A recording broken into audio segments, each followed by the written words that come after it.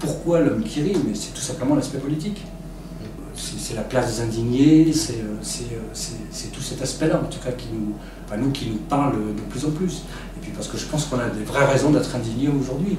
Et je pense que le texte d'Hugo, lui, il est vraiment dans cette veine-là, et ça, c'est extraordinaire. Alors après, chez Hugo, c'est ça qui est terrible, c'est ce côté, on va dire, qui est très bizarre chez lui, je trouve, qui est ce côté suicidaire, c'est-à-dire qu'il fait monter quelqu'un du peuple, même s'il a une hérédité, mais il fait monter quelqu'un du peuple en haut, un saltimbanque, au cénacle, pour pouvoir parler à l'État, et qu'à un moment donné, ça finit. C'est un pugilat. Ben, c'est carrément une chute, tout simplement, quoi. Parce que voilà, c'est hélas son aspect du clown qui fait rire l'auditoire, et à partir du moment où les rires sont enclenchés, il est dans une chute libre absolument vertigineuse et extraordinaire. Dégagez-vous tous, il faut que le plateau soit nu. Au moment où Bart rentre, lui s'efface pour laisser la place à Josiane. Allez, attention s'il vous plaît. C'est le danger dans ce spectacle-là, en tout cas c'est l'écueil dans lequel on n'a pas envie de tomber, c'est le côté glauque de l'histoire. Parce que d'abord, lui, il le traite véritablement comme un drame, on n'a pas forcément les rires quand on lit la première fois les choses. Alors, c'est pas qu'il s'agit de rire dessus, c'est pas ça, mais il faut qu'on lui donne ce côté vivant des choses. Il faut que ce soit extrêmement vivant pour que nous, on puisse du rire, passer du rire aux larmes, par exemple. Voilà. Et que cette toile de fond qui est un drame ne reste qu'une toile de fond, mais qui va monter, effectivement, parce que par contre, cette toile de fond, elle doit rester permanente. Voilà. Avec l'entrée de l'eau. Là, c'est la première fois qu'on prend du répertoire. Alors là, on part sur un double challenge. Un, qui est le texte.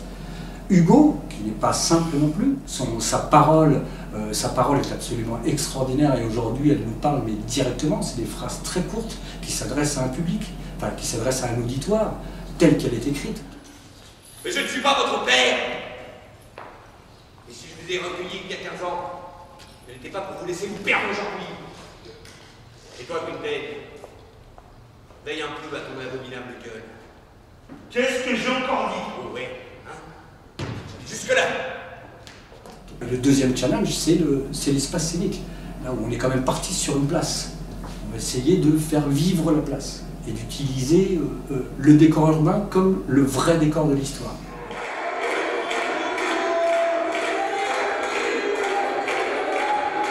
Quand on est arrivé ici, la distribution était déjà faite.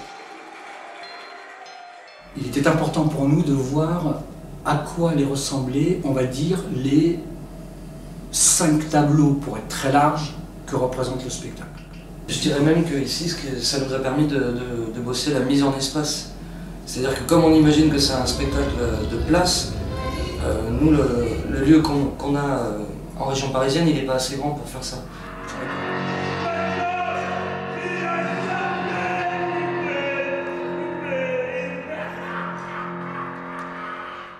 Je dirais que la première semaine, par exemple, on a fait une série de filages par jour, donc ce qui a été une très très belle gymnastique, mais on le faisait à la manière du western, film d'horreur, Monty Python, et ce qui a permis de défricher plein de choses. Et alors ce qui est extraordinaire en plus dans cette méthode de travail, c'est qu'on s'est aperçu qu'il y a une scène ou deux dans chaque filage qui ont été des moments révélateurs au niveau de la compréhension qui a été absolument incroyable. Donc voilà, ça c'était merveilleux. Et on ne pouvait le réaliser quelque part qu'avec un espace comme celui-là.